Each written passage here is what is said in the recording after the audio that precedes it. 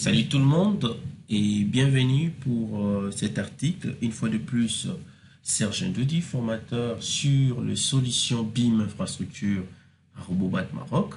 Pour des éventuels contacts, vous pouvez utiliser soit l'adresse email affichée sur l'écran ou soit le deux numéros qui s'affichent là, qui sont éventuellement utilisés aussi pour WhatsApp. Alors, pour ce qui est de notre article du jour, nous allons échanger autour de plancher sans nervure ou du plancher champignon. Alors, nous savons tous que généralement, afin d'éviter les retombées de poutres dans les dalles, des grandes épaisseurs, soit des épaisseurs qui dépassent pratiquement 20 cm d'épaisseur, on réalise des goussets fortement ferraillés sur la partie supérieure du poteau. Et ces goussets sont réalisés sur toute la périphérie du poteau sous forme en fait de troncs de pyramide et portent généralement le nom de champignons en béton. Alors selon les cas, nous distinguons généralement quatre types généralement visibles. Nous avons les cas les cas des dalles en champignons en béton hyperbolique, c'est-à-dire je vais essayer d'illustrer ça, où j'ai cette forme-là, en hyperbole. Nous avons également les cas des dalles champignons dites à épaisseur constante. Donc je suis là, j'ai ma dalle, j'ai la dalle qui se présente comme suite. J'ai la dalle qui se présente comme suite. Ça, c'est à épaisseur constante. Ça, hyperbole. Nous avons également les cas des dalles champignons simples, les cas qui est ici, que nous voyons là.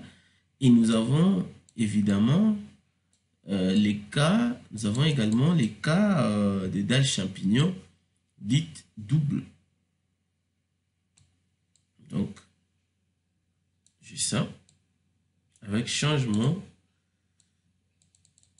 de direction, ça c'est du double.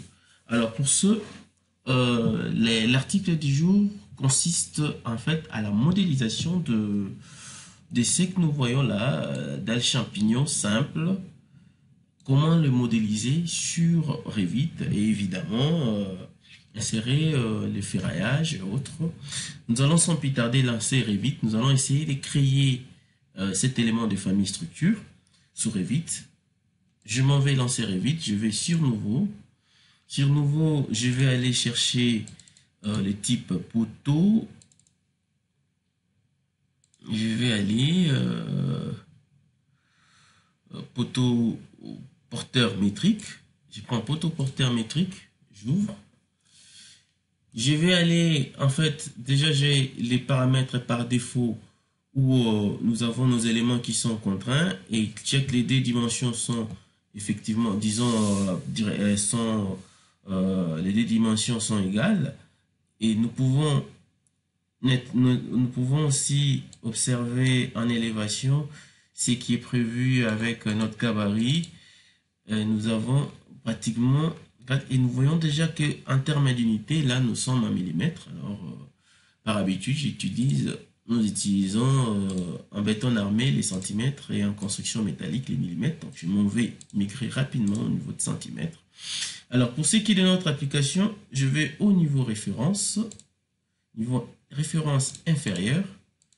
Je vais là-bas et si je regarde en vue en plan, j'ai une colonne qui fait 30, c'est ça comme poteau. Et de là, j'ai des dépassements 30-30. Donc, en réalité, par rapport à l'axe, j'ai 45-45. Et puis, viendra pratiquement ma dalle. Qu'est-ce que je fais? Je vais vérifier, en fait, en termes de contraintes, ce qu'il y a comme paramètre. Déjà, je m'en vais là. Je vois que c'est 50 cm. Je vais ramener ça pratiquement à 100, 1 mètre, 1 mètre. 100. Je vais faire appliquer. Ok. J'ai pratiquement ça. J'ai pratiquement ça, largeur, profondeur. Et qu'est-ce que je vais faire? Je vais venir justement là, je vais demander copier l'identique. Je vais venir là pour demander un décalage. Je vais créer les axes de mon poteau qui font 30-30. Donc 15-15, je vais là-bas, je fais 15. Je vais cliquer là 15, 15, 15, 15. Qui constitue en fait les axes de mon poteau. Je vais faire la même chose en termes de contraintes ici. Je vais prendre, pour que les deux dimensions ici restent identiques, je vais faire ça, equals, identique. Et là, je vais prendre les dimensions de mon poteau. Je vais faire la même chose dans ce sens. Je vais prendre là, V1, c'est que je vais insérer une contrainte pour que ça reste toujours, les deux dimensions soient toujours égales. Et je suis là. Qu'est-ce que je fais par la suite? Je vais insérer cette valeur, que ça puisse, cet élément, que ça soit maintenant pour moi une valeur laquelle je vais gérer mon élément. Je sélectionne, je maintiens CTRL, je vais aller demander un libellé. J'écris que c'est par rapport aux dimensions, c'est une occurrence. J'appelle ça dim poteau. Dim poteau. Donc j'appelle ça dim p, dimension poteau. Dimension poteau. Et je vois que par rapport à notre problème, il nous manque maintenant cet élément ici qui fait 30, donc 45, 45. Je vais faire la même chose ici. Je vais répéter l'exercice. Donc je vais demander des copies à l'identique. Je vais là-bas, je mets 45. Je fais ça 45, 45, 45. Et puis 45. Quand je fais 45, 45, 45, je suis un peu surpris. Je vois ça un peu comme si c'est... Apparemment, c'est un peu grand. 45. Je vais voir. Maintenant, c'est 100 cm. OK. Je vais vérifier si réellement de là jusqu'à là j'ai 45. Oui, effectivement nous avons 45. Cependant d'ici jusqu'à là nous avons 50. Voilà, nous allons aller carrément ici. Sur profondeur je mets 200. Je mets 200. Appliquer. OK. Et je vais aller 45, 45. Je vais répéter, faire la même chose que tantôt. Je vais aller là, demander à ce que ces deux éléments restent toujours, ces deux dimensions soient toujours égales. C'est ça. Je vais faire la même chose ici. Je vais faire la même chose ici. Je vais demander, je vais assigner des contraintes. Je vais là-bas et pour enfin choisir ça. Et j'appelle ça dim champignon. Dim champignon, en l'occurrence, je valide. Okay. Nous allons maintenant en élévation. Nous allons faire la même chose. Nous avons 4 mètres par rapport à notre poteau. Nous avons 30 cm d'épaisseur de la dalle. Donc ça, j'appelle ça niveau haut. J'appelle ça NF dalle. Et ça, NF gousset. Et ce que je fais, je vais aller là-bas. Premièrement, je fais ça. Je copie à l'identique.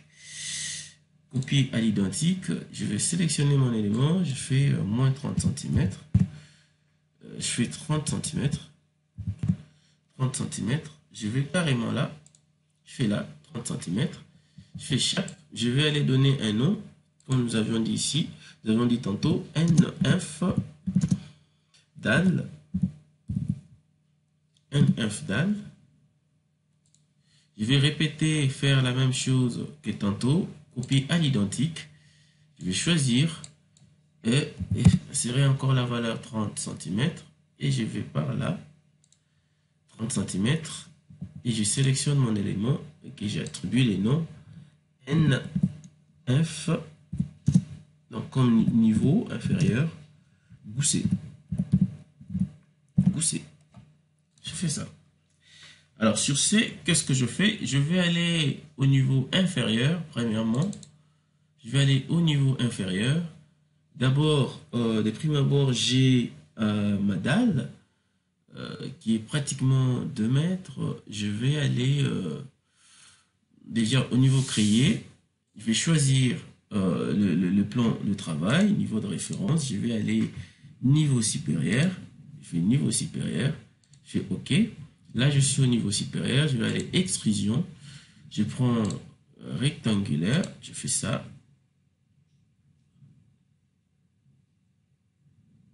Pour ma dalle, je crois que c'est là. Je crois que c'est là. Pour ma dalle. Ouais. C'est pratiquement là. 200, c'est pratiquement là. Jusqu'à là. OK. Je valide. Je vais aller en élévation. Je vois que mon élément est placé à un niveau supérieur. Qu'est-ce que je fais? Je vais aller demander un aligné. Lui, c'est ce niveau-là. Et celui-ci à ce niveau-là. Qu'est-ce que je fais de plus? Je vais, une fois de plus, partir là. Je vais créer ma colonne. Je vois que la dimension de la colonne est là. Je vais aller créer extrusion. Je prends rectangulaire comme c'est une colonne qui est pratiquement carrée. Je fais là, je vais aller en élévation. Voilà mon élément qui est placé là. Je vais faire l'exercice des tantôt. Je prends là, jusqu'à là, et celui-ci, je ramène là. Nous avons en fait déjà nos éléments qui... Nous avons notre élément, nous pouvons passer à mode élevé. Je réduis en fait l'échelle pour éviter les éléments gras. Et qu'est-ce que je fais à ces niveaux? Je vais aller cette fois au niveau c'est quel niveau? Élévation. Je vais aller au niveau gousset ou bien au niveau dalle inférieure. Qu'est-ce que je fais? Je vais là-bas, créer, je vais choisir le plan, je vais aller dalle inférieure, je vais niveau F dalle. Qu'est-ce que je fais maintenant? Je vais aller demander de créer un vide, extrusion de vide. Je vais aller, je crée mon vide, je valide. Je vais aller en élévation pour le voir. Je fais carrément ça. Je fais carrément ça. Je fais carrément ça pour mon élément. Pourquoi je fais ça? Vous allez comprendre tantôt. Parce que il va nous permettre d'avoir un repère pour créer notre gousset simple. Parce qu'après, nous allons enlever ça. Parce que nous voulons avoir ces limites-là. Alors, sur ces, sans plus tarder, nous allons maintenant commencer, nous allons placer notre élément de gousset. Qu'est-ce que je fais? Je vais sur créer. Cette fois-ci, je prends un raccordement. Pour les raccordements, je commence par définir les hauts. Les niveaux hauts, c'est en fait dalle, niveau dalle inférieure. Je vais dalle inférieure. J'ai choisi définir haut. Continuer l'esquisse. Je vais aller là. Je vais prendre sélection. Je vais carrément choisir. Ou bien je peux carrément dessiner. Et également je vais là-bas. Ensuite là. Et enfin, une fois fini, je vais passer au niveau bas. Pour les niveaux bas, je vais, moi, une fois de plus, choisir. Cette fois-ci, c'est les niveaux gousset. Je valide. Et je vais prendre les niveaux gousset. Je fais ça. Je fais ça. Là. Là. Et une fois fini, je valide. On peut donc aller, on peut donc voir ce que nous avons créé. Ah, il y a un problème avec notre niveau. pouvons bel et bien voir qu'il y a un problème. Voilà. Nous pouvons passer en mode réaliste pour voir en réalité ce que nous avons créé. Alors, c'est pas fini. Nous devons, parce que le logiciel actuellement ne sait pas il s'agit de quoi, nous pouvons en effet sélectionner notre élément ou carrément sélectionner de la sorte. Et je vais ici, je vais dire c'est un matériau structurel. C'est bon. Et qu'est-ce que je fais? Je vais aller ouvrir un nouveau projet. Nouveau projet. Je vais prendre gabarit des structures. J'ouvre les projets. Gabarit des structures. Je vais voir en élévation ce que nous avons. Je vais ramener ça à 4 mètres. Une fois de plus, ici, nous avons nos unités en mètres. Nous pouvons toutefois ramener ça en centimètres rapidement. Centimètres. Et qu'est-ce que je fais? Je vais aller au niveau 2. Au niveau 2, je vais prendre structure, je prends plancher. Je vais créer un plancher là. Je valide. Je vais aller au niveau 1. Je vais faire la même chose. Je vais créer un plancher base rectangulaire. Et qu'est-ce que je fais? Je vais au niveau 2. Et je vais, d'autre part, je rentre dans les modèles des dalles champignons. Qu'est-ce que je fais? Je vais charger dans les projets. Il me dit de choisir le plan. Je prends niveau 2. Je choisis niveau 2. Niveau 2. Et je peux changer. Il est incliné. Je prends poteau droit. Et je peux placer mon élément. Je peux placer mon élément. Je peux placer. Et on peut aller voir en réalité ce que nous avons créé. On passe en mode réaliste. Voilà ce que nous avons créé en effet. Ce que nous avons créé en effet. Je peux augmenter l'épaisseur parce que je vois que là, il est pratiquement juste. Nous pouvons augmenter l'épaisseur de cet élément pour qu'il ne soit pas visible. Mais en réalité, voilà ce qui était question. Il était question de créer une dalle champignon. Et une fois que vous avez créé, on ne s'arrête pas là. On peut passer au ferraillage de notre élément. C'est-à-dire, je fais pratiquement une coupe qui passe par là. Et je vais au niveau coupe. Je vais essayer de voir là où ma coupe passe. Et je vais faire 1/50 élevé.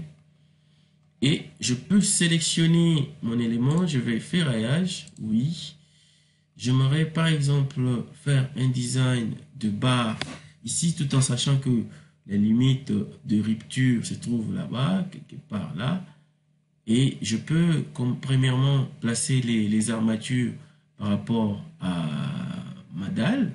Qu'est-ce que je fais? Je vais aller choisir par exemple des barres de 12. Des barres de 12.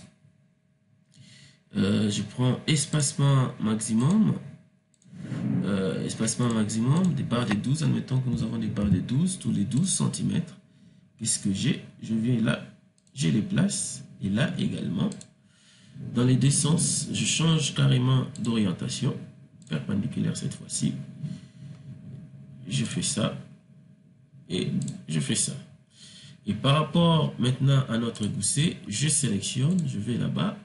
Je vais demander cette fois-ci moi-même dessiner. Et je me dis, nous allons prendre toujours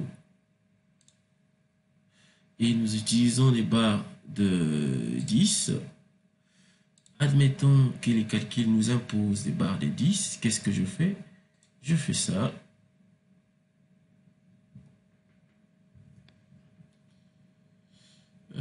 Admettons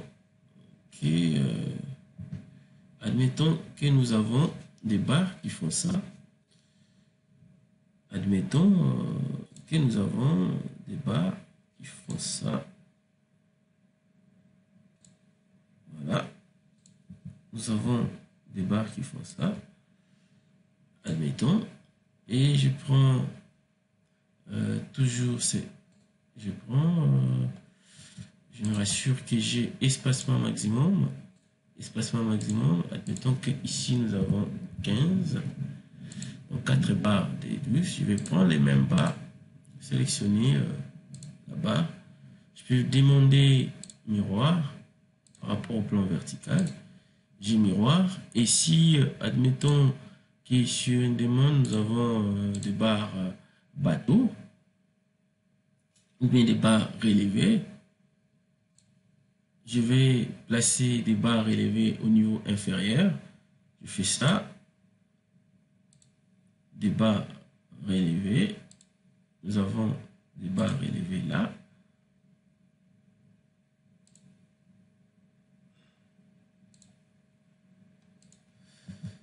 Et une fois fini, je valide.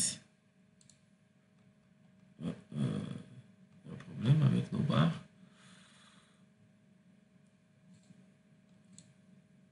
Donc, nous pouvons placer, comme tout à l'heure, des barres élevées et nous pouvons également, selon qu'il s'agit, placer des barres bateau ici.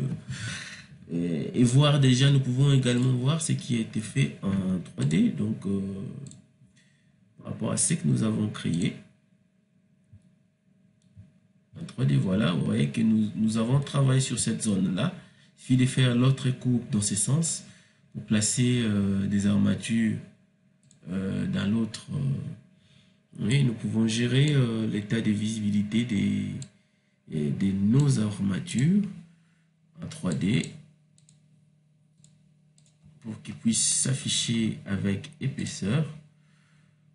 État de visibilité en 3D. État de visibilité de nos éléments.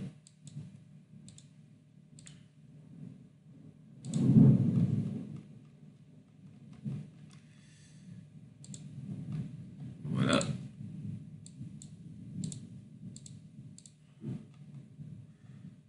Et voilà.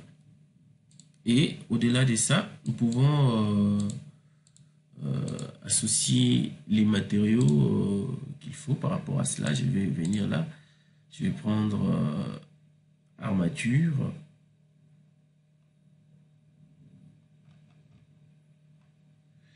Je peux prendre acier, armature. Je vais appliquer. Appliquer.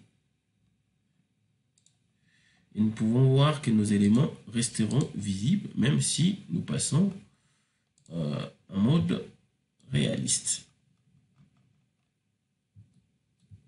Nous avons nos armatures qui restent visibles même si nous passons en mode réaliste. Voilà, c'était une fois de plus Serge Ndouti. Et voilà ce qui était la notion du jour. La notion était de voir comment modéliser ou créer un élément de famille pour les dalles champignons pour de fins de modélisation. Une fois de plus, Serge Ndouti, je vous remercie pour votre attention et n'hésitez pas à vous abonner sur notre chaîne YouTube pour des éventuelles astuces dédiées aux logiciels et produits Autodesk. Pour des éventuels contacts, n'hésitez pas à utiliser les moyens qui vous conviennent, soit l'adresse email qui se présente là-dessus, ou bien vous pouvez utiliser ces deux numéros, soit pour WhatsApp ou appel normal. Quant à moi, je vous dis merci et à la prochaine.